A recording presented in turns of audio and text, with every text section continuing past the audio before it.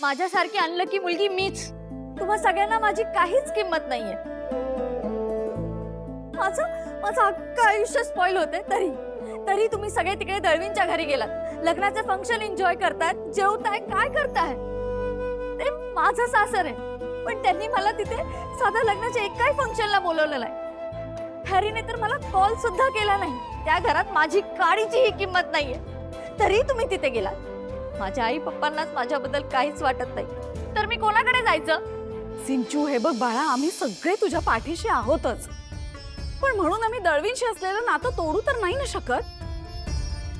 आणि हे बघ, संसार म्हटलं ना की तडजोड ही करावीच लागते. मुळात हरीश बरोबरचं तुझं नातं जर सुधारायचं असेल ना, तर त्यासाठी तुलाच प्रयत्न करावे लागणार आहेत. ओ गाडे पाटलांच्या पक्क्या सूनबाई, ए त्या हरीशची बाजू तुम्ही घेऊ नका उगाच. समजत नाही काही नाही. हे माझी सिंचना.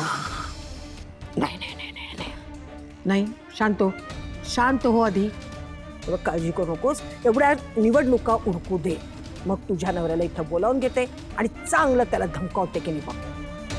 त्याशिवाय तो वटणीवरती येणार नाही, मला चांगलं माहितीये. अरे संपत, अरे गाडे पाटलांची लेक आहे, वाटले काय त्याला? असा कसा काय तो वागू शकतोय माझ्या नाती बरोबर? नाही नाही, हे मुळीच असं मी घडू देणार नाही. हे बघ, तू शांत हो, तू रडायचं नाहीस. निवडणुका उरकेपर्यंत काहीही गडबड करायची नाही, काही आगाऊपणा करायचं नाही. काय होते का? ठीक आहे, मी आता गप्प बसते, पण इलेक्शन झाल्यानंतर हॅरीला सोडायचं नाही. त्याच्यामुळे माझ्या डोक्याला खूप ताप झालाय, खूप त्रास झालाय मला. सिंचना, हे डोळ्यात काय पाणी तुझ्या? अरे गाडे पाटलांची पोरगी आहेस तू, माझी नात आहेस तू. शांत तू धियानं राहायचो, लक्षात घे, घाबरायचं नाही. येते.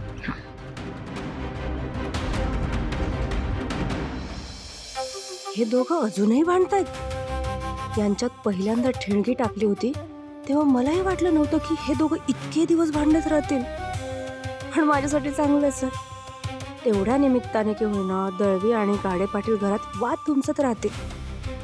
या एका कारणासाठी मी या दोघांना आयुष्यभर एकत्र येऊ देणार नाही. मी आधीच म्हणत होतो, जिथं जिथं दळवींचा द सुरू होतो ना, तिथे प्रॉब्लेम सुरू होतात. नको नको केलं या घरातल्या लोकांनी.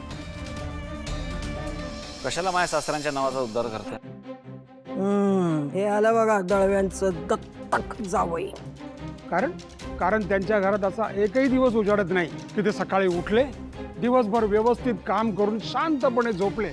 त्यांच्या घरात सतत प्रॉब्लेम आणि प्रॉब्लेम असतात. त्यामुळे आपल्या डोक्याला ताप झालाय नुसता. असा काही नाहीये पप्पा. आणि भावना घरात असताना तरी असं काही नका बोलू. तिला या सगळ्याचा किती त्रास होऊ शकतो माहितीये ना तुम्हाला. सिद्धू, अरे पण भावना नाहीये घरात. घरात नाहीये म्हणजे काय? मग गेली कुठे? अगं मला काहीच सांगितलं नाही तिने. चला, सिंचनाचा ड्रामा संपला, आता हा दुसरा ड्रामा सुरू. भावना अरे नाहीये खरंच. भावना एक तर बायको, भावना नाहीतर एक तर सासूरवाडी. बस आला. अरे काय, कुठे आहे भावना? नव्हती रूम मध्ये. मी तुला म्हटलं होतं ना, ती नाहीये घरात. आणि मला असं वाटत होतं की ती तुझ्या बरोबर गेलीये. म्हणजे या बाई साहेब कुणालाही न सांगता कुठं गेल्या म्हणायच्या उन्हातानाच्या संपत. मी हेच म्हणत होतो, हे दळवी कुटुंब आहे ना, आपल्या कोणाला सुखाने जगूच देत नाही. बास झाला पप्पा, बास झालं. कोणालाही न सांगता कशी काय जाऊ शकते भावना? आणि इतका वेळ झाला तुमच्या कोणाच्या लक्षात सुद्धा नाही आलं? म्हणजे मी आलो नसतो तर भावनाची चौकशी सुद्धा करावीशी वाटली नसते तुम्हाला? नुसतं दळवींच्या अन्नाने खडे पडत बसला असता, पण भावना बाबतीत चौकशी सुद्धा केली नसते तुम्ही. आणि काय हो, दळवींच्या बाबतीत एवढे खडे फोडताय तुम्ही काय करताय दुसरं? तुमच्या घरात त्यांची मुलगी बेपत्ता झाली, त्याचं काय? सिद्धू, मला खरंच माहित नव्हतं. मला खरंच असं वाटलं की ती तुझ्या बरोबर गेलीये बाहेर. पण भावना अशी कशी वागू शकते? कोणाला काही न सांगता अशी कशी गेली ती? सिद्धू, तू काळजी नको करू, आपण तिला शोधून काढू. इथेच कुठेतरी जवळपास असेल. लवकर हा? बघा. बस. जा जा जा. खाऊ. शोधा शोधा.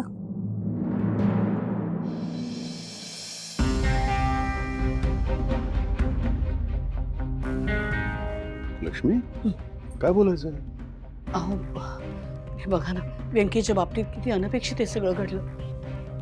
मी काय म्हणते, आत्ता तो माणूस पळून गेला, पुन्हा आला तर नाही. म्हणजे आता ह्या सगळ्या बाबतीत आपण संतोषची मदत तर मागू शकत नाही. हरीशचे स्वतःचे व्याप आहेत. आपण जयंतराव आणि जान्हवीला इथेच थांबायला सांगूया का? तेवढाच आधार हो. असं कसं सांगणार ना लक्ष्मी? अगं त्यांचं आत्ता कुठं लग्न झालंय, आत्ता त्यांना एकमेकांबरोबर राहायला हवं ग. तर आपण कसं सांगणार की तुम्ही इथे थांबा आमच्याकरता म्हणून? असं काय करताय? 5 परतवणीसाठी आपण त्यांना बोलवणारच होतो की नाही. मग त्यांना काय सांगूया की 5 परतवणी करून मग जा. अहो आपला व्यंकी, मला त्याची खूप काळजी वाटते हो. उद्या खरंच पुन्हा कोणी त्रास द्यायला आलं तर अशा वेळी घर जरा भरलेलं असेल तर तेवढाच आपल्याला आधार होईल ना. आणि मी काय म्हणते, अहो आपलीच माणसं आहेत, त्यांच्याकडेच मदत मागायची ना. तुम्ही नका बोलू, मी बोलते ना. हां मी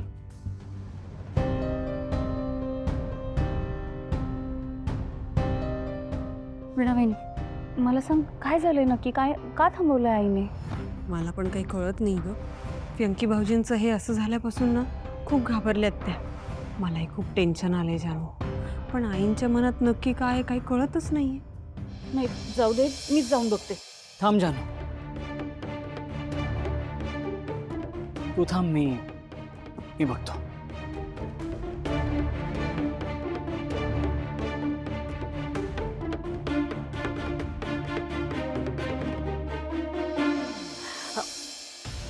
जयंतराव, आई बाबा, सॉरी, तुम्ही खूप टेन्स्ड वाटत होता म्हणून मी इथे आलो. जयंत रे, लक्ष्मीला तुला काही सांगायचं आहे?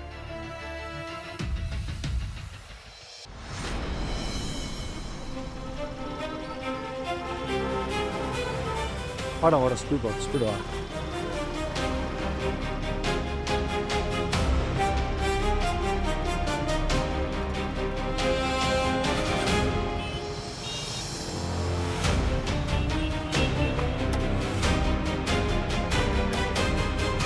म्हणजे लक्ष्मीचं असं म्हणणं आहे की म्हणजे हे बघ ना, आता 5 परतवणीसाठी तू आणि जानू इथे परत येणारच, बरोबर ना? तर समजा तुम्ही आता तुझ्या घरी न जाता इथेच राहिलात तर चालेल का तुला? ॲक्च्युली बाबा, मी तुम्हाला हे विचारणारच होतो की आम्ही जर 5 परतावणीसाठी नाही आलो तर चालेल का? नाही, काय नाही, लग्नामुळे ॲक्च्युली मी बरेच दिवस ऑफिसला जाऊ शकलो नाही, त्यामुळे खूप पेंडिंग वर्क आहे. जयंतराव, म्हणजे खरं सांगू का तुम्हाला, तुम्ही ना मी तुमच्याकडे मदत मागते असं समजा आणि थांबू शकलात तर खरंच खूप आधार वाटेल आम्हाला.